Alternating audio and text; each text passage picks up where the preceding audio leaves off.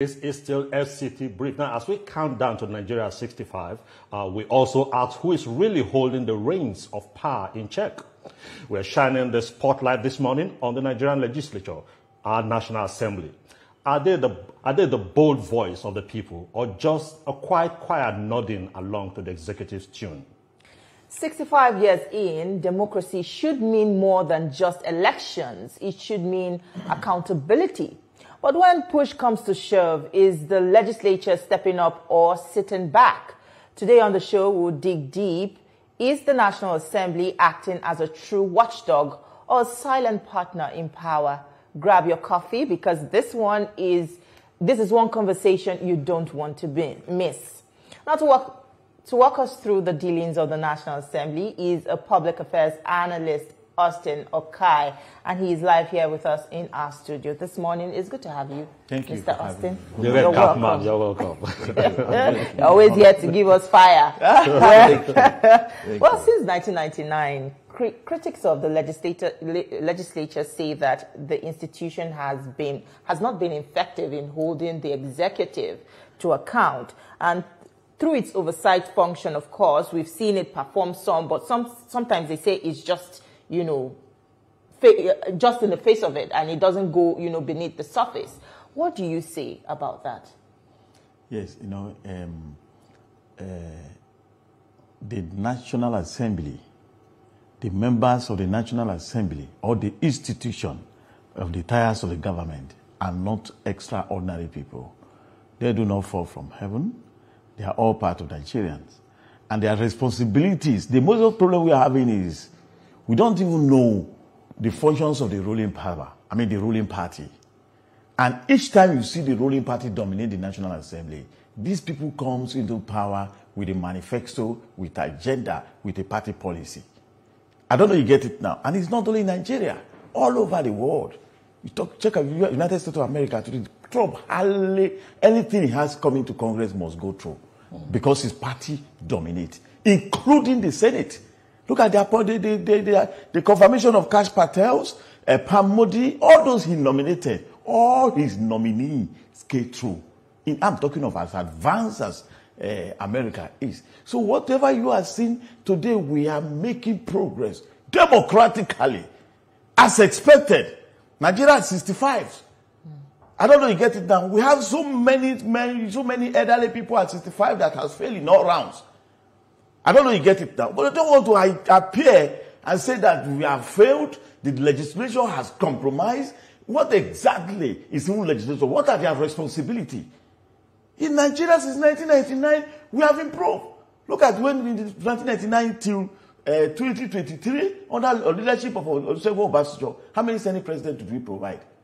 There was destabilization in the National Assembly where a president single-handedly decided. And each time the Senate president disagrees with the president, tomorrow he will be removed from Evers, Ken Namani, Pius Anyim Pius, Dr. Chuba Okadigbo, etc., etc.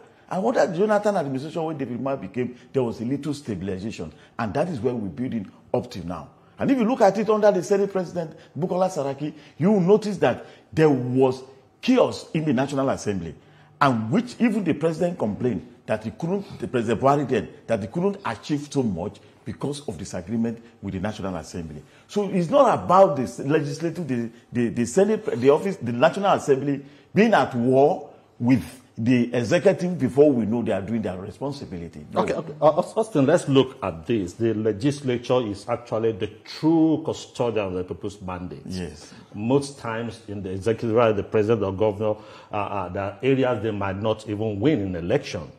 But in that National Assembly, you have representatives of the people, whether at the Senate or House of Rep, to every village. Somebody is there, either representing Party A or Party B or Party C.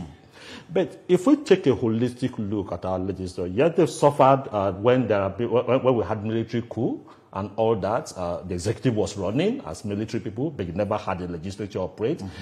And if you take, for instance, this president, there's a strike threat from ASU, strike threat from SANU, from NASU.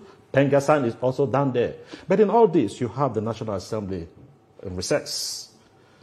They are supposed to be part of the government.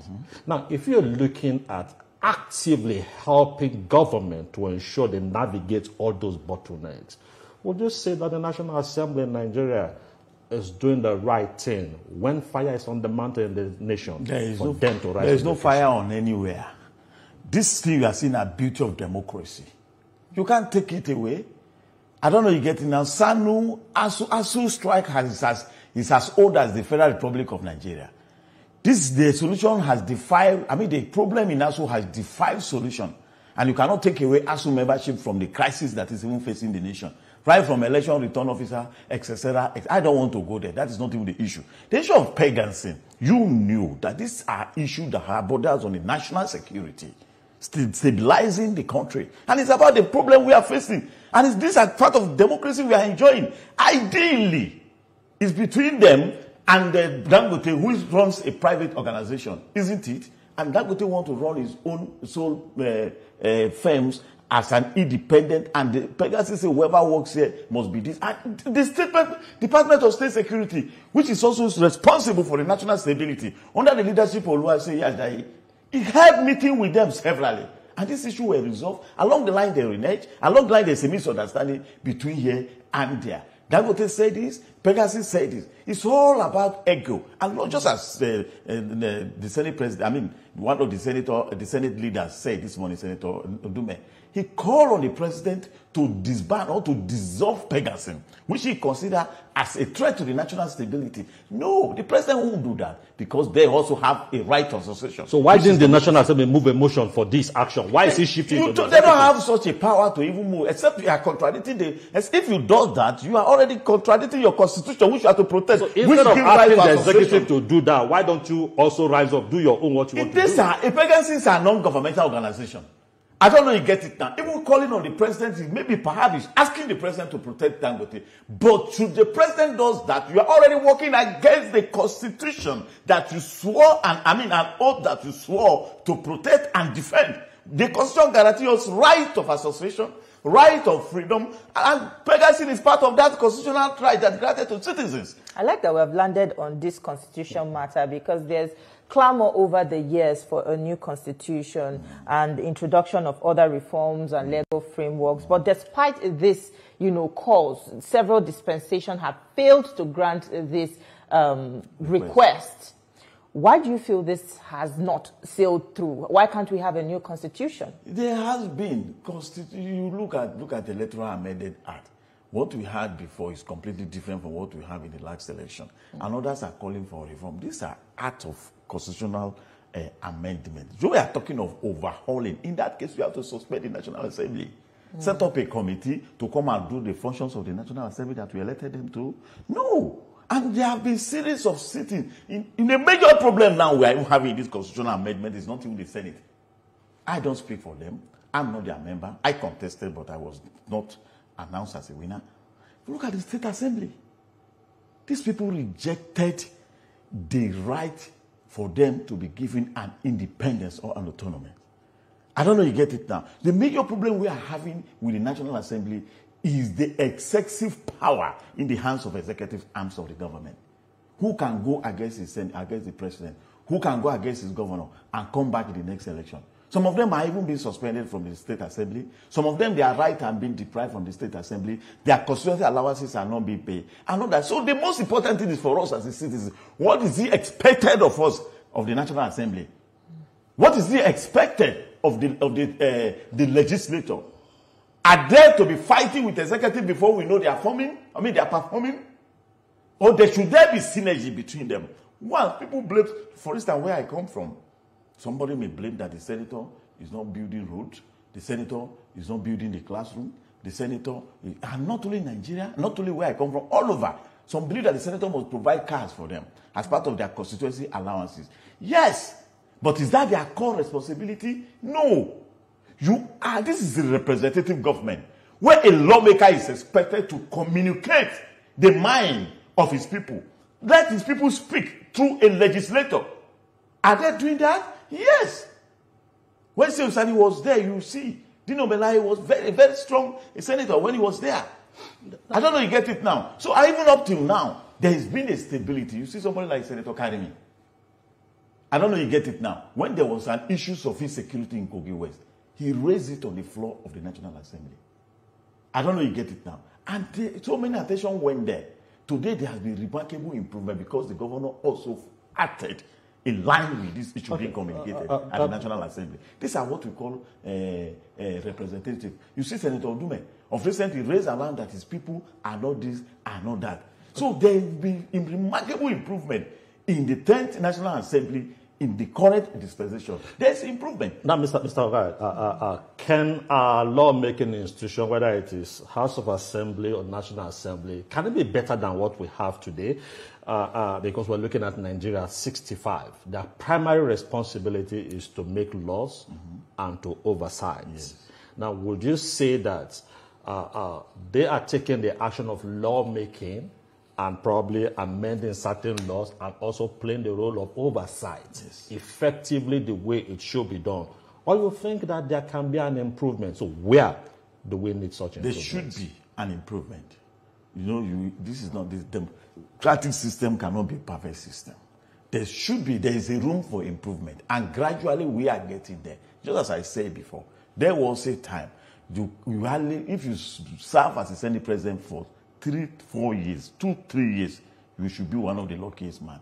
Today we are having there's a stability. So there is a remarkable improvement where a president cannot decide that this person must live here, this person. The major problem we are having is that the legislative arms is having currently the excessive power of executive.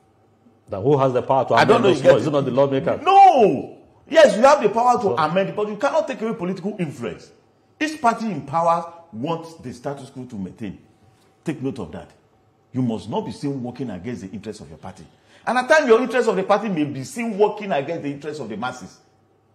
I don't know you get it now. Here we are.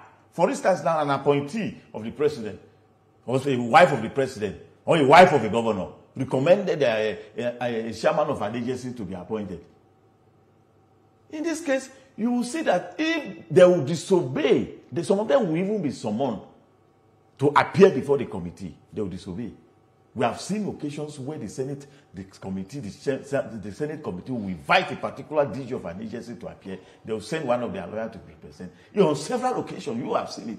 And because some of these people are appointed by the president or the governor, they undermine. That is an area that, and there was a time somebody called, it was not Bukola Saraki or the leadership of Bukola Saraki who called the president that he should call his appointee to order.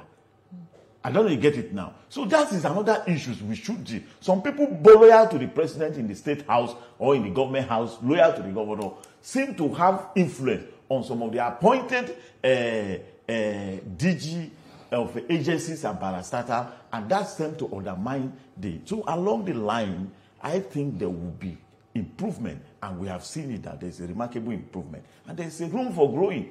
It's not a perfect system. That is just the reality. The problem that we are in a hurry for development, and which is because we have suffered so much under the military administration. And I don't blame Nigerians for that. Well, it's a fine place to live it. There's always room for improvement, and we'll definitely, always hold government to account to see that improvement happen. Austin Okai, it's a pleasure speaking with you this morning. As always. Thank you so much for your time. Thank you. Thank you for having me. Well, that's our live conversation this morning. We're glad that you could be a part of it. We'll now hand you over to Lagos, where Ria Abdul and the rest of the team are standing by to continue with the rest of the show. Of course, we're right here standing by. Thank you so much, Abuja.